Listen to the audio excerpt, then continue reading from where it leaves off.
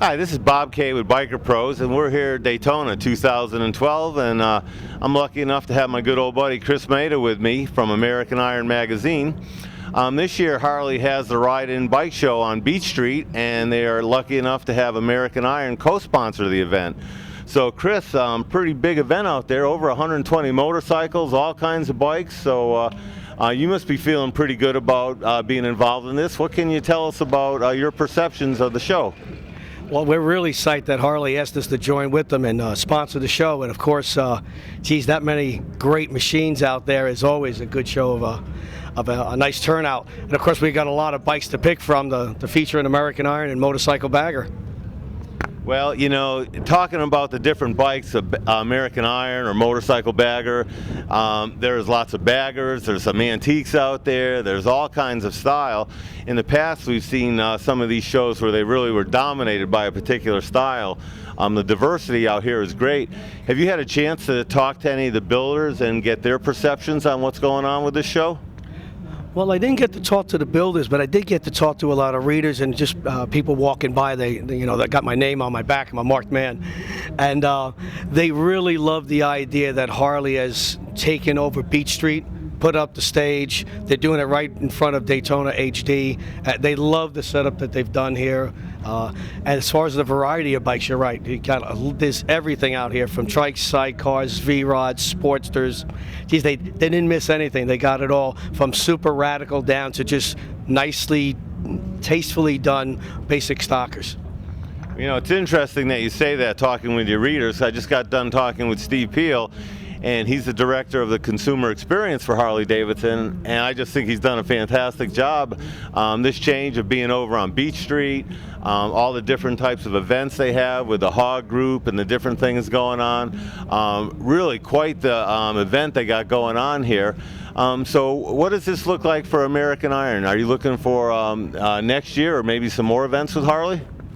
Yeah, we'd love to keep partnering with HD. Of course, they're wonderful to work with. They're very professional, experienced. They really know what their consumer base is looking for. In fact, a few people also told me that Harley's been walking through the crowd and just grabbing people at random that are admiring the custom bikes and really getting from them, what do you want in the next Harley? What are you looking for in the next model? What did you like about this custom bike that you may want to see on the next Harley Davidson? So they're really doing their homework. They're a very smart move on their part.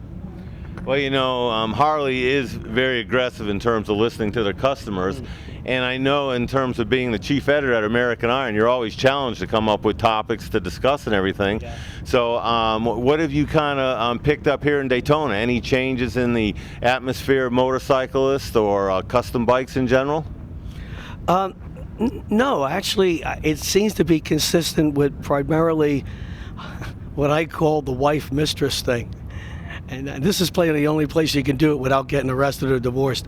The bagger is, I look at as the wife's solid, stable, could go on long runs and all that, where the bobber is sort of like the short-term little hot rod that you blast around town with for a few hours of adventure.